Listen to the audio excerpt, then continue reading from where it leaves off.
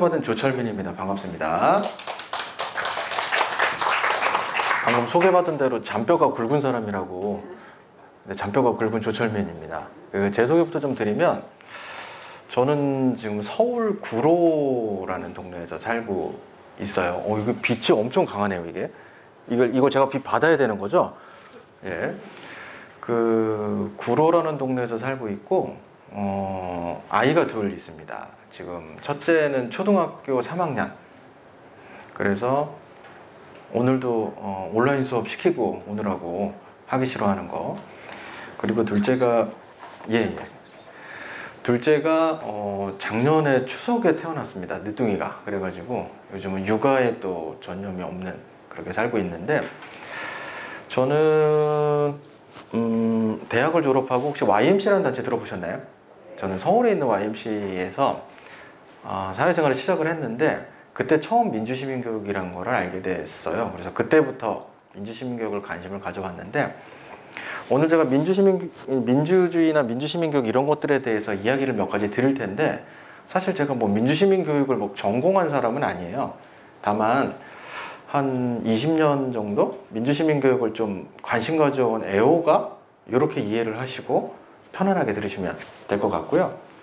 그 이후에 이제 공공기관에서 근무를 한 적이 있었는데, 그때도 이제 교육 업무를 좀 담당을 했었고, 그 이후에 이제 그 민주주의나 민주시민교육에 관해서 저에게 많은 깨달음을 주었던 커리어가 하나 있는데, 전업주부로 잠깐 살았던 적이 있어요. 그래서 아이를 키울 때, 이제 지금 초3이 된 아이가 산호사 할 때쯤에 아이를 키우면서, 그때 이제 민주주의란 게 이런 게 아닐까? 그때 많이 느꼈던 것 같고요. 그 이후에는 이제 좀 팔자에 없던 공부를 좀 갑자기 시작을 하게 됐어요. 그래서 최근에 제가 관심 갖고 있는 건, 우리가 흔히 시민사회 영역이라고 불리우는 영역에서 벌어지는 다양한 활동들이 있습니다. 자원봉사라든가, 뭐 마을 만들기, 뭐 주민자치활동이라든가, 이런 것들에 대해서 글도 쓰고 강의도 하고 살아가는 과정 중에 여러분들을 이렇게 뵙게 된 것 같습니다. 그래서 오늘 이제 저와 시간을 보내실 텐데, 혹시 여러분들 중에서도 다른 사람 앞에서 이렇게 강의를 하거나 뭐 이런 기회가 있으신 분들 혹시 있으신가요? 없으신가요? 그죠? 저는 이렇게 강의를 하러 다니다 보면 가끔 제가 굉장히 힘들어하는 학습자들이 있어요. 오늘 이제 편안하게 계시면 되거든요. 뭐 물 드시려면 드셔도 되고, 너무 피곤하시면 잠깐 이렇게 눈 붙이셔도 제가 굳이 깨우지 않습니다. 편안하게 들으시면 되는데, 학습자들 중에 가끔 이렇게 팔짱을 끼고 노려보는 분들이 가끔 계세요. 너 얼마나 잘하나 보자. 이러면 좀 울고 나갈 수도 있습니다, 중간에. 그래서 편안하게 계시되 그냥 따뜻한 미소만 보내주시면 될 것 같고요. 반면에 여러분들 그 학습자 입장에서 제일 좋은 강사 누구던가요? 질문 안 하는 강사님이요. 질문 안 하는 강사님. 좋습니다. 질문 드리지 않도록 하겠습니다. 또 뭐 원하시는 거 있나요? 정말 훌륭한 학습자 분들이신 것 같아요. 보통은 빨리 끝내는 강사 제일 좋다고 말씀을 하시는데, 그렇죠? 저희한테 원래 한 3시간이 원래 할애가 되어 있다고 들었는데, 아마 너무 힘드실 것 같아요. 그래서 제가 2시간 남짓 4시 내외 무렵이 될 때까지 좀 떠들다가, 여러분들 표정을 살펴서 좀 힘들어 하시면 질의응답을 좀 받다가 좀 마무리하는 걸로. 괜찮으시겠죠? 그리고 또 중간에 쉬는 시간도 좀 한번 갖도록 하겠습니다. 쉬는 시간을 가지면 진행하는 분들이 늘 걱정하시는 게 있어요. 집에 가시는 분들이 있지 않을까. 화장실 들렀다가. 그러시지 않으실 수 있겠죠? 좋습니다. 그리고 혹시 강의 끝나면 강의 평가 같은 거 하시나요? 잘 알고 계시죠? 매우 좋았다. 5번. 예, 근데 저를 제가 이제 강의 평가 결과 이렇게 피드백을 받아보면 가끔 이제 주관식 질문에 이런 게 있어요. 목소리 톤의 변화가 없고 다소 졸립다. 여러분들이 졸리신 거는 여러분 탓이 아닙니다. 제 탓이니까 너무 피곤하시면 잠깐 쉬엄쉬엄 이렇게 들으시면 될 것 같습니다. 오늘 제가 드릴 말씀은 이제 한국의 민주주의의 이해라는 제목으로 이제 말씀을 드릴 텐데, 어떻게 막 관심이 막 솟아오르시나요? 반강제로 와서 앉아 계시나요? 이왕 오셨으니까 유익한 시간 되도록 민주주의에 대해서 한번 이해를 한번 해보는 시간 가지려고 하는데 오늘 제가 드리고 싶은 민주주의에 대한 이야기는 조금 우리 삶의 언어로 조금 쉽게 설명을 조금 하는 걸 시도를 하려고 합니다. 사실은 저도 대학에서 민주주의 강의를 하는데 저도 강의를 처음 맡았을 때가 있을 거잖아요. 정말 열심히 준비했습니다. 그 도서관 가서 책도 많이 보고 이렇게 준비를 하고 했는데 제가 준비를 많이 하면 많이 할수록 더 많은 학생들이 잠을 잔다는 제가 역설적인 상황을 마주하게 되는 거죠. 그래서 어떻게 하면 이 친구들이 민주주의를 설명할 때 잠을 자지 않을까의 어떤 고민의 결과물, 어떤 저의 경험 같은 거이기도 하고요. 민주주의에 대한 설명을 한번 드려보도록 하겠습니다. 자, 준비가 되셨을까요? 한번 출발을 해보도록 하겠습니다. 숫자로부터 시작되려고 하는데 이 숫자들 1948, 9, 1987 그리고 130 이게 있는데 이 숫자들은 우리나라의 헌법에 대한 어떤 그 사양을 얘기를 해주고 있습니다. 48년에 처음 만들어졌고 9번이 개정이 고쳐졌죠. 그리고 지금 우리가 활용하고 있는 헌법은 87년에 마지막으로 개정이 돼서 이제 30년이 조금 넘은 그리고 130개의 조항으로 구성이 되어 있는데요. 이 헌법에 대한 이야기로부터 잠깐 출발을 해보려고 해요. 일단 역사를 간단히 훑어보면 대한민국 헌법 전문에 보면 유구한 역사와 전통에 빛나는, 그죠? 우리 5,000년 역사에 빛나는 우리 대한민국이라고 많은 분들이 알고 계시는데 잘 보시면 대한국민이라고 되어 있을 거예요. 보이시나요? 대한민국이 아니고 대한국민이라고 되어 있죠. 강사가 첫 장부터 오탈자를 냈구나 라고 생각하시겠지만 지금 네이버 인터넷을 켜서 헌법 찾아보시면 저렇게 되어 있습니다. 저 얘기는 뭐냐면 헌법은 굉장히 긴 글인데 누가 누군가에게 말을 하고 있어요. 근데 말하는 이 주체가 국가가 아니라 사람이라는 뜻입니다. 대한민국이 아니라 대한국민. 그리고 그 사람은 늘 단수가 아니고 복수로 시작합니다. 사람들이란 뜻이에요. 그렇죠? 미국 대선 보시면서 저 나라 선진국인 줄 알았더만 참 우리 아버지도 그러시더라고요. 근데 미국의 수정 헌법도 처음 출발이 We the people로 시작합니다. 우리 민은 이렇게 시작합니다. 복수로서 존재하는 제 이름에 들어가는 백성 민자예요. 그건 늘 복수로 존재해요. 나 혼자만 있는 게 아니거든요. 복수의 민이 존재하는 거죠. 그래서 사람이 하는 얘기예요. 사람이 나라한테 하는 얘기입니다. 그죠? 헌법의 조항을 살펴보시면 사람의 권리들이 나와 있어요. 권리와 책임이 나와 있어요. 여러분들은 국민으로서 권리와 책임이 있는데 정부는 권리가 없어요. 국가와 정부의 권리라는 것은 존재하지 않아요. 헌법에 안 나와 있습니다. 책무가 나와 있어요. 책무가. 국민을 위해서 뭘 하라 이런 게 나와 있죠. 그리고 3.1 운동으로부터 건립된 임시정부의 법통을 이어받는다고 얘기를 하고 있고 불의에 항거한 4.19 민주 이념을 계승하면서 이렇게 시작을 하고 있죠. 우리나라가 어떻게 시작됐고 어떤 정신에 기초했는지를 얘기를 해주고 있는 대목입니다. 1948년에 제정될 때부터 이제 이런 것들을 갖고 있는 것이죠. 여기 나와 있는 것처럼 1919년은 3.1 운동이 일어난 해이기도 하지만 대한민국 임시정부가 수립된 해입니다. 그리고 그때부터 헌법의 초안 정도 되는 초기 버전 정도 되는 것들이 시작이 됐습니다. 대한민국은 민주공화제로 한다로 시작되는 대한민국 임시헌장이 우리 헌법의 이제 출발이고 여기서 우리의 민주주의는 이때부터 이전까지는 뭐였죠? 우리나라는 대한제국이라는 왕이 다스리는 나라에서 민이 다스리는 나라로 이제 넘어가는 순간인 것이죠. 그리고 그게 오늘날의 헌법까지 이어지고 있습니다. 근데 사실 이 민주주의가 늘 순탄했던 것만은 아닙니다. 우리 유신헌법이라는 어떤 헌법에 보면 대한민국은 민주공화국인데 조금 다르죠? 그 다음에 여러분들이 알고 계시는 거는 뭐죠? 조금 이따 보여드리겠습니다. 기억이 잘 가물가물하시죠? 유신헌법에 보면 주권은 국민에게 있는데 국민은 그 대표자에 의해서 주권을 행사한다고 되어 있죠. 조금 변화가 굴곡이 또 있었던 시절도 있었고요. 그러나 1987년 개정에 다시 돌아옵니다. 대한민국 주권은 국민에 있고 모든 권력은 국민으로부터 나온다. 이게 대한민국 제 헌법 1조 민주주의가 이렇게 흘러왔다라는 거 간단하게 설명드리고 조금 재미있는 설명으로 넘어가 보려고 합니다.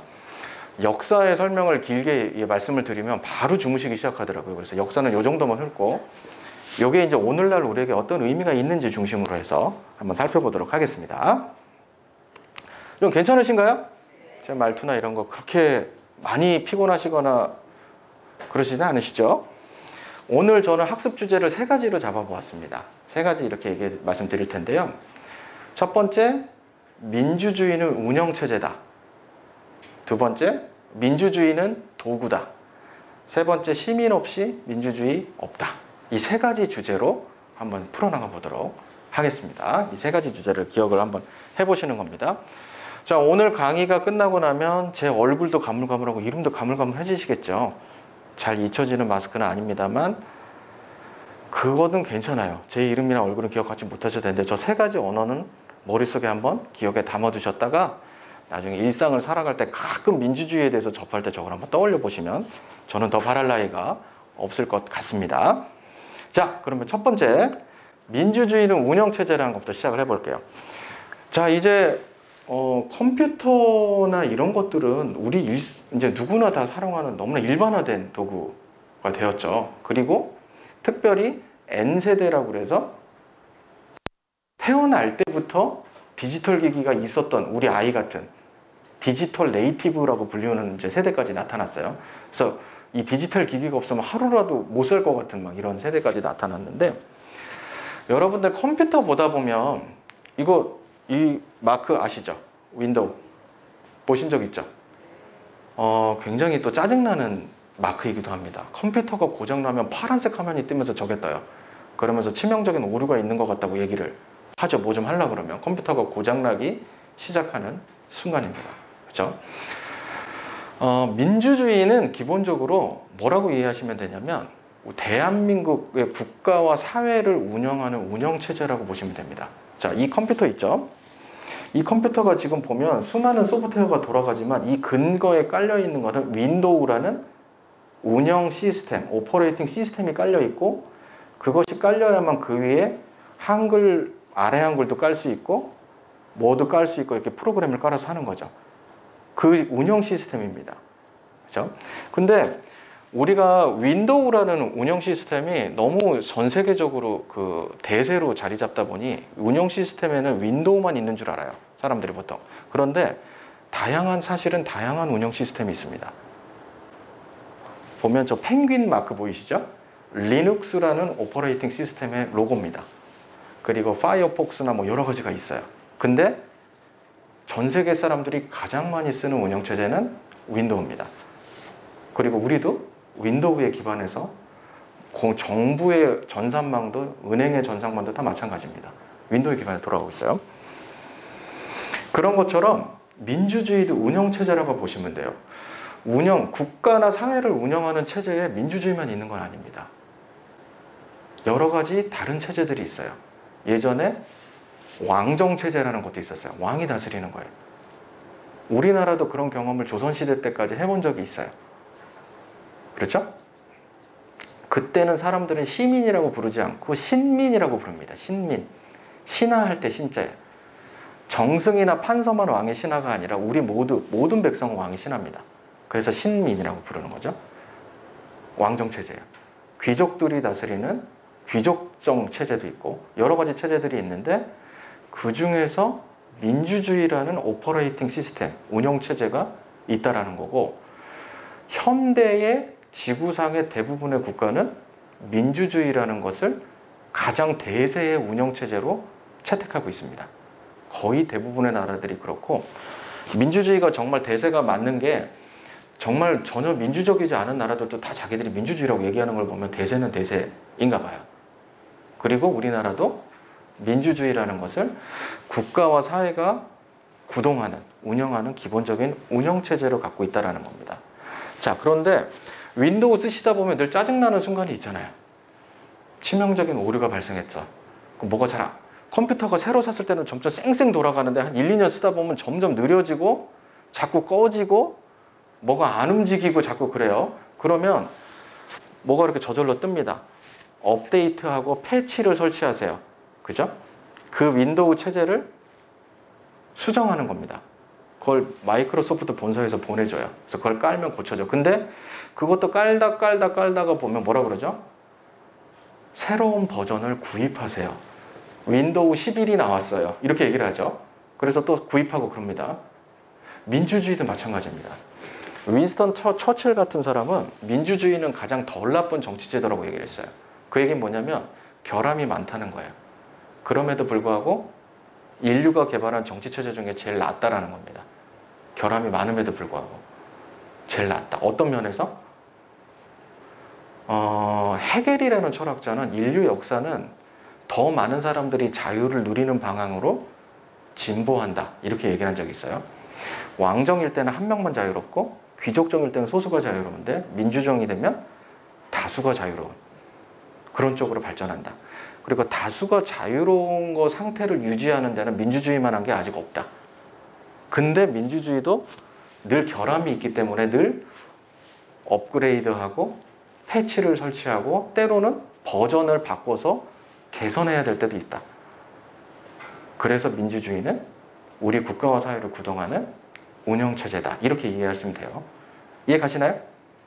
혹시 지금의 민주주의가 조금 부족하다는 생각이 드시는 시민들이 있다면 그 민주주의는 업그레이드를 할 때가 됐다라는 얘기입니다. 이해 가시죠? 그래서 민주주의는 국가와 사회를 운영하는 운영체제다. 기본적으로 이렇게 이해를 하면서 출발해 볼게요. 근데 이 운영체제가 가진 특징은 뭘까? 운영체제가 가진 특징 혹은 본질은 뭘까? 여러 가지가 있어요. 뭐 제도도 있고 뭐 여러 가지가 있고 정치인을 선출하고 뭐 대표를 여러 가지가 있지만 근본적으로 그것이 지닌 본질은 뭘까? 본질은 뭘까? 제가 두 가지로 좀 설명을 드려보려고 하는데 역시 우리가 처음에 살펴보았던 헌법으로부터 출발을 해보려고 합니다. 헌법은 누구도 부정할 수 없는 뭐 그거는 좌우 이념이나 계층이나 뭐 학식의 많고 적음과 상관없이 우리 대한민국을 살아가는 모든 사람들이 동의하는 가장 근본적인 약속 같은 겁니다. 약속이나 질서 같은 거여서 거기로부터 한번 출발을 해보려고 합니다. 자, 대한민국 헌법 제1조 아까 보여드렸던 거 있죠. 대한민국은 민주공화국이다. 그죠? 대한민국을 운영하는 체제에 근본적인 두 가지 원리가 있으니 하나는 민주요, 하나는 공화다. 이렇게 얘기를 하고 있죠. 자, 그러면 민주랑 공화는 뭐지? 이거를 한번 규명을 한번 탐구를 해볼 필요가 있겠네요.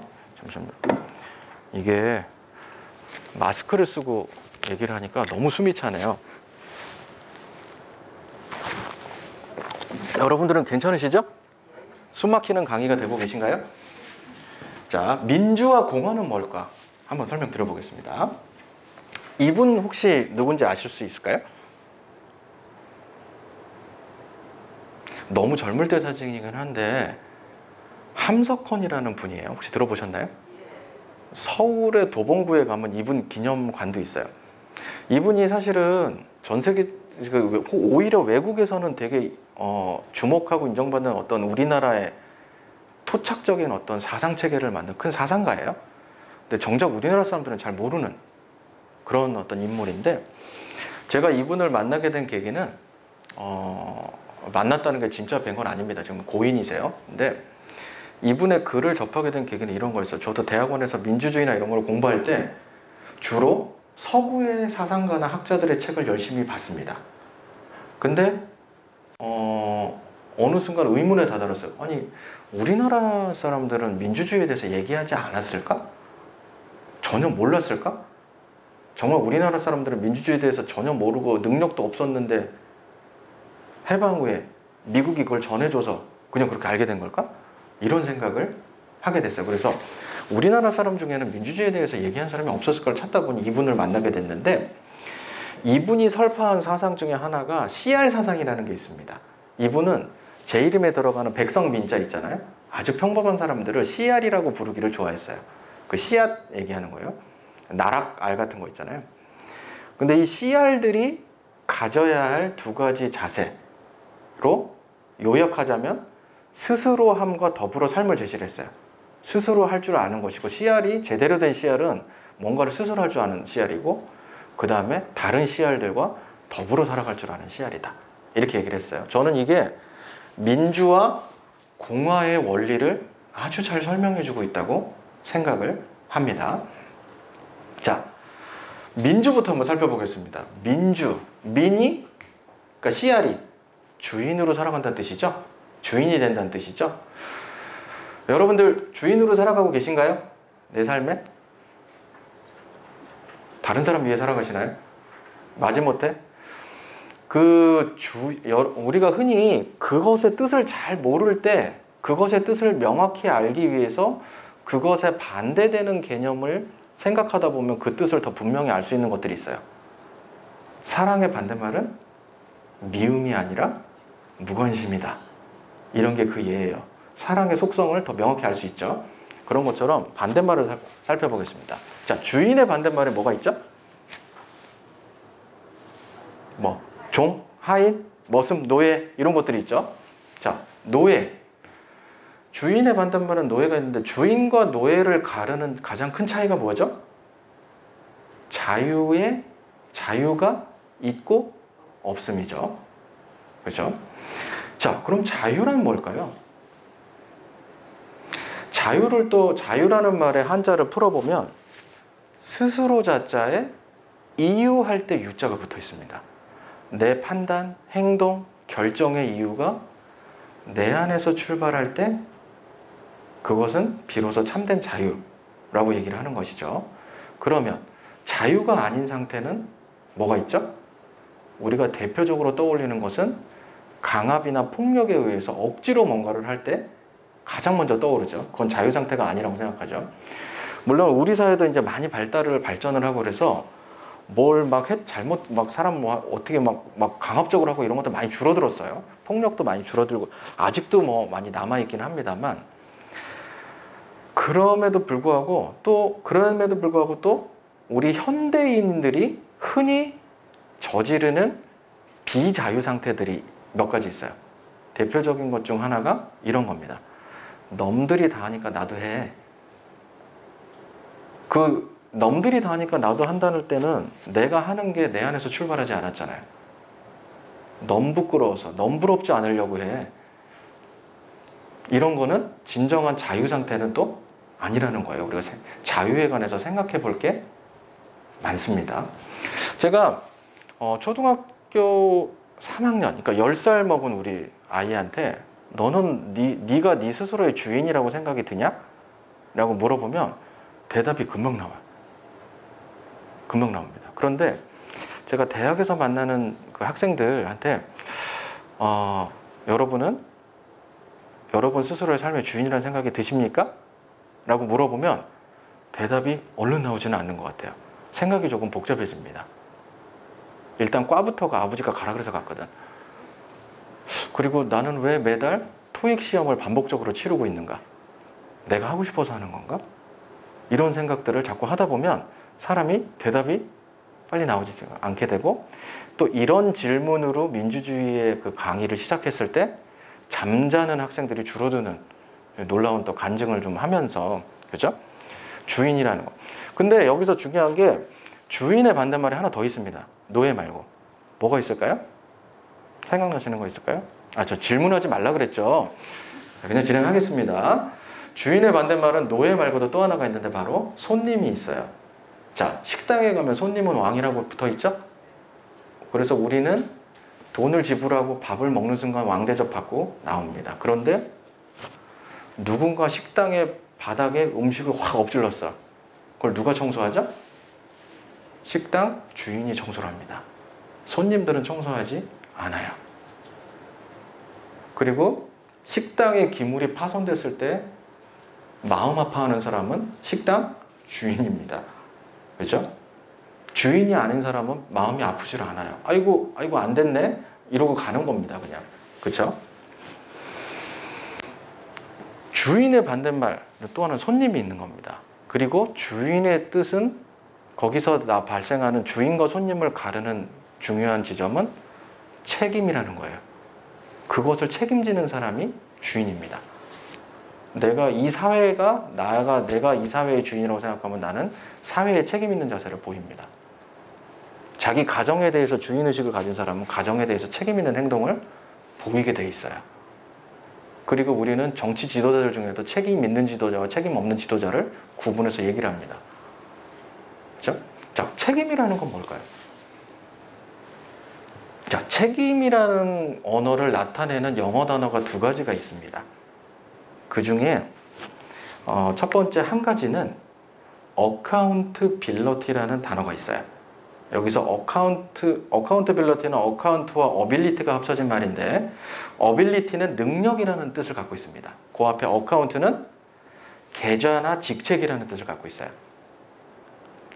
제가 운전하다가 앞차를 들이받았습니다. 그러면 내 계좌에서 저분 계좌로 돈이 넘어가야 돼요. 책임지는 겁니다. 혹은 내가 직장 상사인데 내 부하 직원이 실수를 해갖고 뭐가 잘못했어. 그러면 내 부하 직원이 실수했지만 그 위에 팀장, 부장, 간부들도 책임을 나눠지게 돼 있어. 왜? 내가 잘못 안 하는데 왜 져요? 그 직책에 있으니까.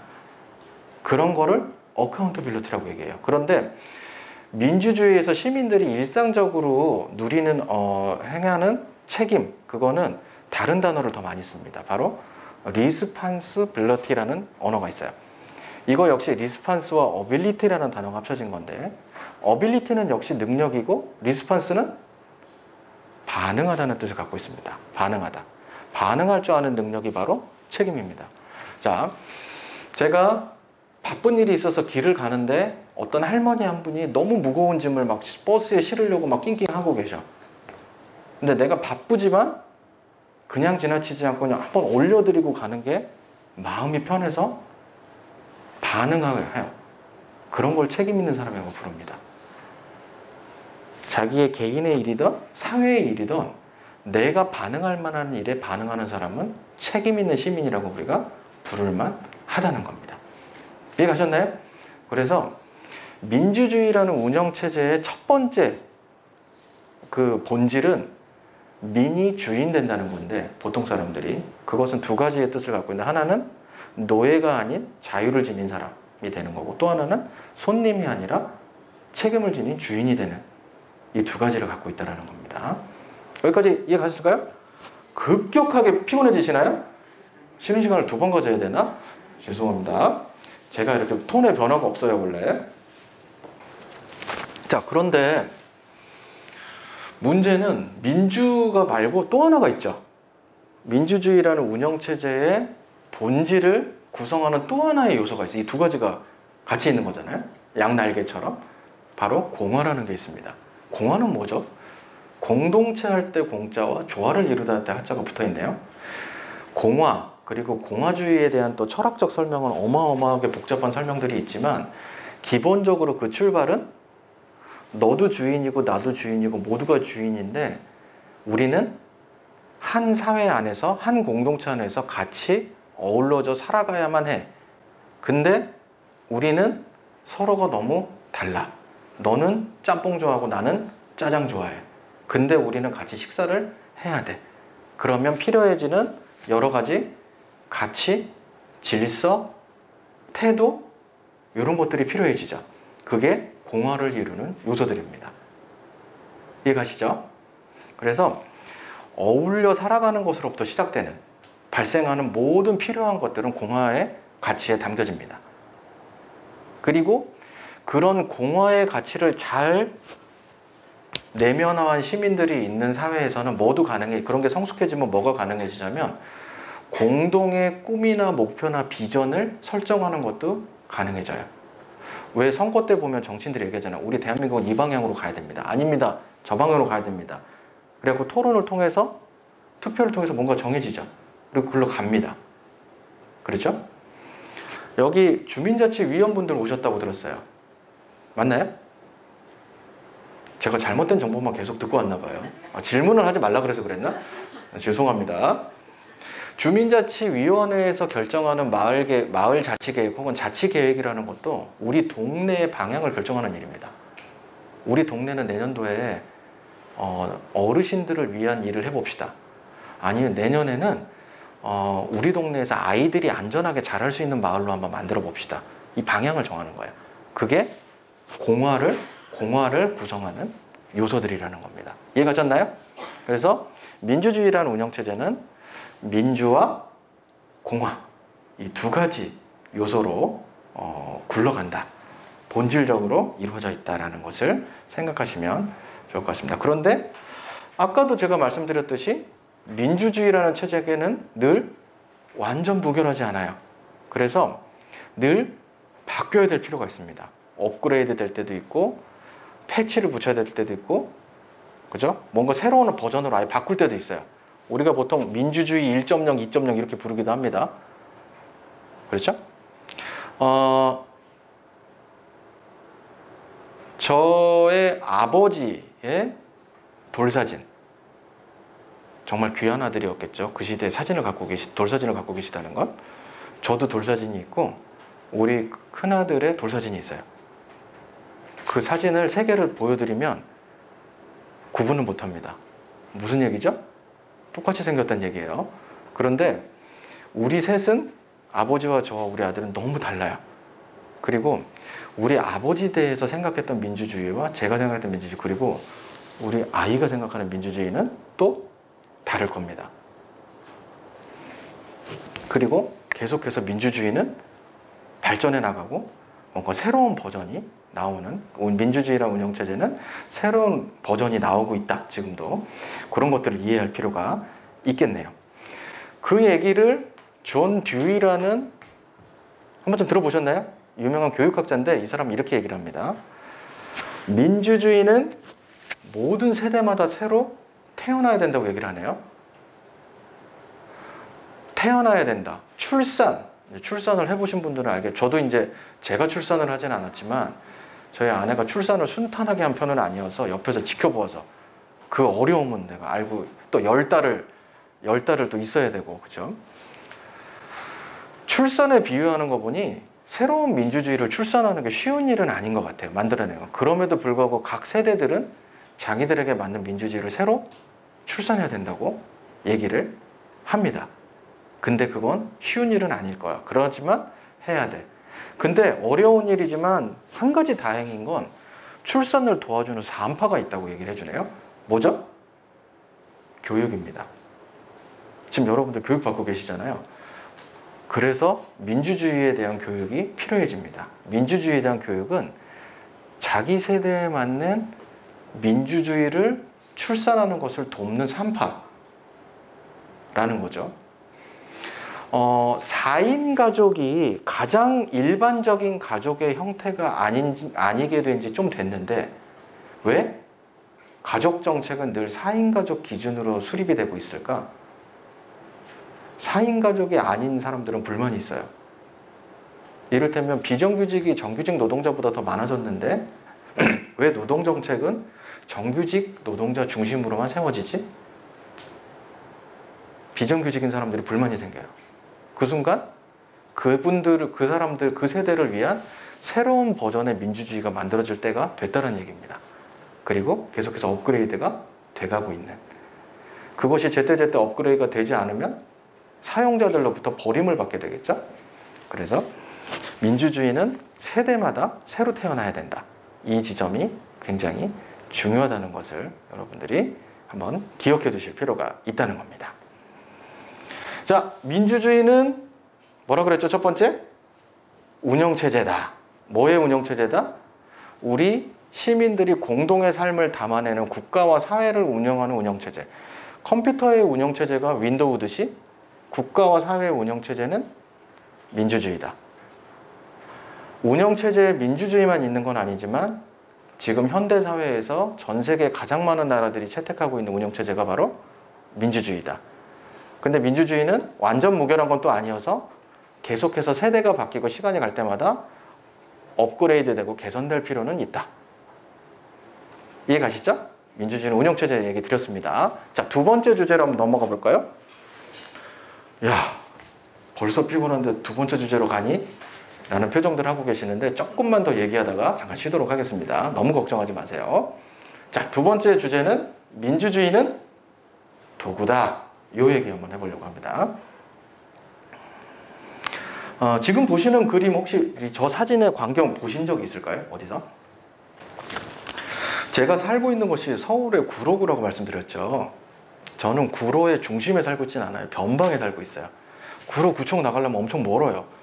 보건소 가기도 멀고. 근데 차라리 구로 바로 옆에 경기도 광명이라는 도시가 있는데 거기가 더 가까워요. 그래서 마트도 광명으로 주로 가고 이렇게 살고 있거든요. 근데 지인들이 우리 집에 놀러 왔을 때, 야, 너 여기 여기 놀러 온 김에 거기 한번 가봐야 되겠다 라고 하는 데가 있어요. 바로 어디냐면 광명 KTX역 근처에 이케아라고 하는 스웨덴의 대형 가구 회사의 대형 매장이 하나 있습니다. 사람들이 거기를 되게 가보고 싶어 하더라고요. 처음에 거기가 생길 때 저는 이제 쇼핑이나 이런 게 문외한이에요. 별로 관심이 없는데 아내가 그게 생긴다고 한번 가보자고 꼭 가르쳐. 왜? 근데 가봐야 돼 그런 데는. 그래고 갔어요. 갔는데 거기가 너무너무 넓어요. 그 별명이 개미굴이에요. 길 잃어버리게 생겼어. 매장이 복잡해가지고. 그 안에 따라서 이제 처음엔 갔는데 그 가구인 것 같고 막 이제 막 지치더라고. 그래갖고 아내한테 이제 나는 틀렸다. 너는 마음대로 자유롭게 더 봐라. 그리고 다 구경 끝날 때쯤 전화 오면 내가 천천히 쫓아가겠다. 가라. 보내줬어요. 아내는 이제 날개 돋친 듯이 갔고 저는 이제 지친 몸을 이끌고 소파에 한번 앉아보라고 써있길래 앉아봤어요. 근데 먼 눈에는 뭐만 보인다고 저게 보이더라고요. 제가 핸드폰으로 찍은 거예요. 제가 휴대폰으로 찍은 거예요. 그 이케아 매장에 걸려있는 문구입니다. 그죠? 보면 제가 뭐 이케아로 홍보하러 온 건 아니니까 이케아 시스템에 대해서 자세히 설명드리지는 않겠습니다. 근데 어쨌든 뭐라고 써있냐면 좋은 품질, 합리적 가격으로 누구나 더 나은 삶을 누릴 수 있는 디자인하고 뭐라고 돼 있나요?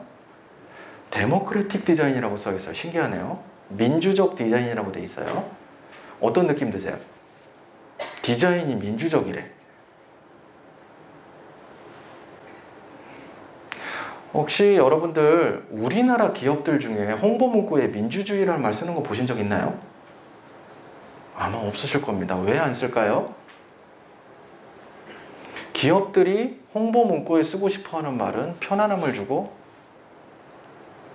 사용자, 고객들한테 뭔가 좋은 느낌을 주는 언어를 쓰고 싶어 하잖아요. 역으로 얘기하면 우리나라 사람들은 민주주의를 많이 낯설어 한다는 뜻입니다. 그런 거 느껴보신 적 있나요?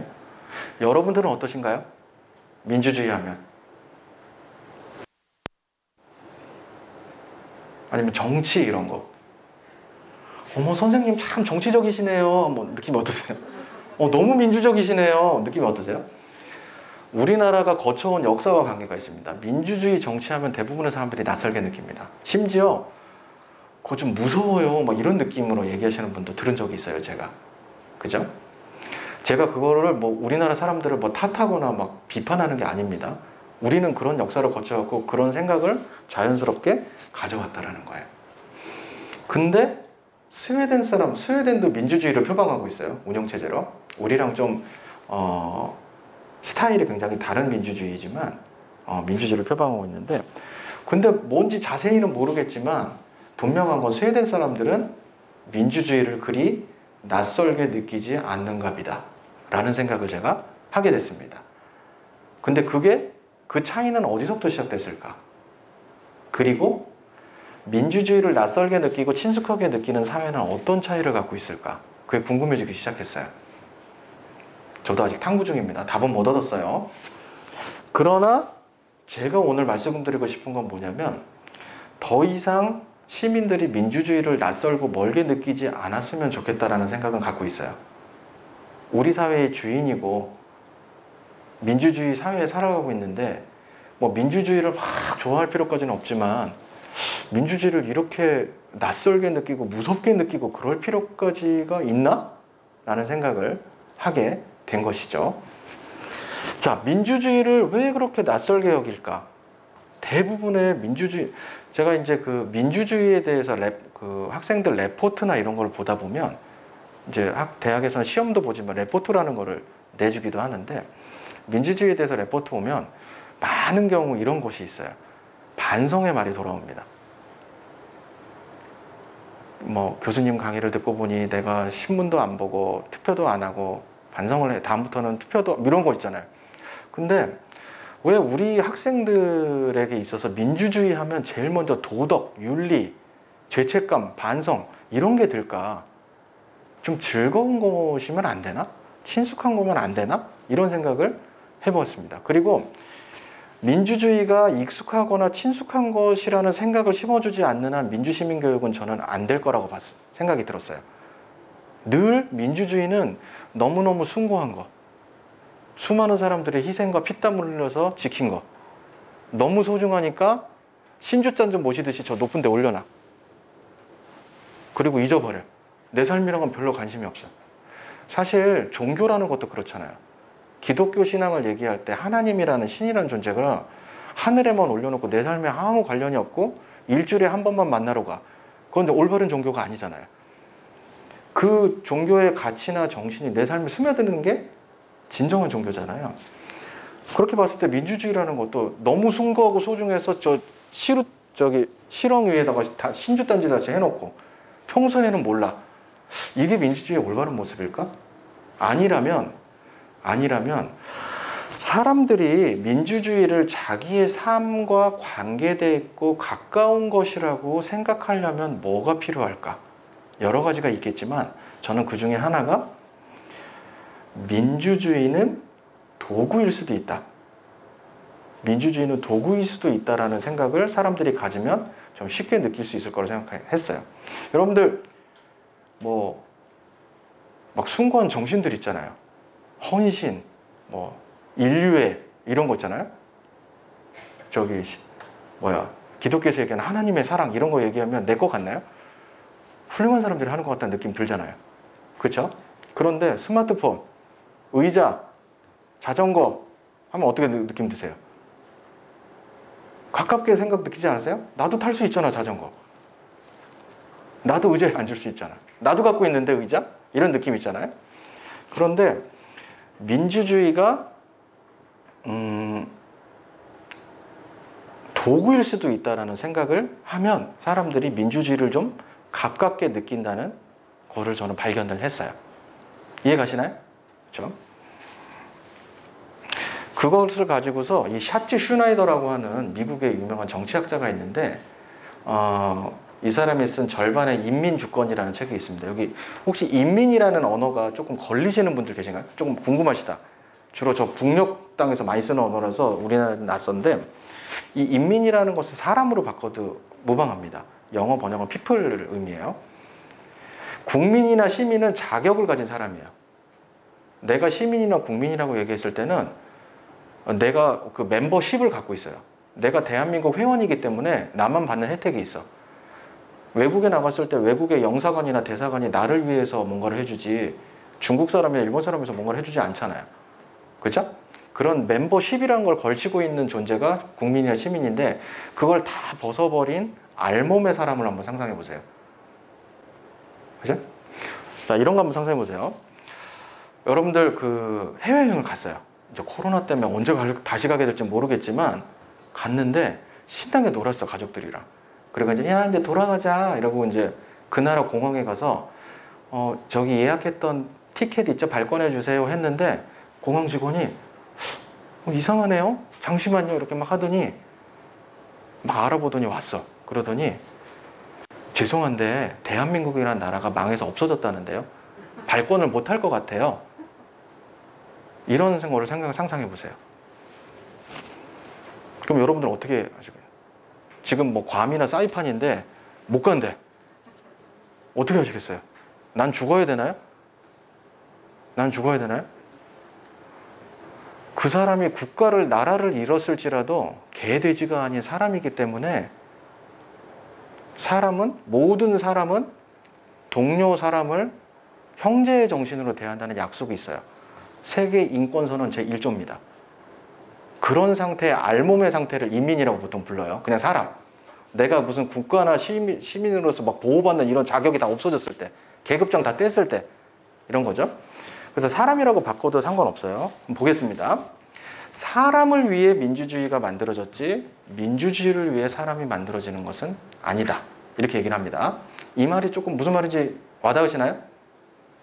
이 말이 공감이 가신다면 사람은 목적이고 민주주의는 수단의 측면이 있다라는 겁니다. 제가 이렇게 가끔 얘기하면 민주주의에 대한 애정과 열정이 넘치시는 분들 중에 가끔 반론을 제기하시는 분들이 계세요. 어떻게 너는 민주주의를 도구라고 얘기를 할 수가 있냐. 민주주의는 매우 숭고한 정신이고 가치다. 이 얘기를 하는데 제가 그분의 말에 동의합니다. 동의해요. 민주주의는 너무 숭고하고 소중한 가치이고 그것을 지키기 위해서 때로는 많은 사람들이 희생을 해야 되기도 하지만 그럼에도 불구하고 민주주의는 왜 있는 거죠? 민주주의는 우리 모두를 위해 있는 겁니다. 사람을 위해 있는 겁니다. 민주주의는.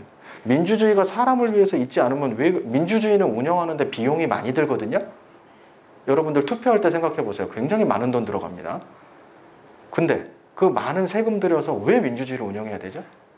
바로 우리 모두 이 시민들을 위해서 민주주의가 필요하다는. 그래서 민주주의는 수단의 측면을 가지고 있고 민주주의는 수단이나 도구의 측면을 가지고 있다는 것을 사람들이 알게 될 때 민주주의를 조금 더 가까이 느끼게 된다는 걸 제가 경험했다는 말까지 들으면서 저도 이렇게 그 시간 계획을 좀 준수해 보려고 최대한 버텼는데 더 이상은 안 될 것 같아요. 많은 분들이 이제 탄식 소리를 내고 계시고 그래서 좀 쉬어가야 될 것 같습니다. 지금 2시, 저 시계로 2시 49분이네요. 한 10분 정도 쉬고 3시쯤에 정확히 시작할 수 있도록 할까요? 너무 고생 많으셨습니다. 쉬고 만나도록 하겠습니다.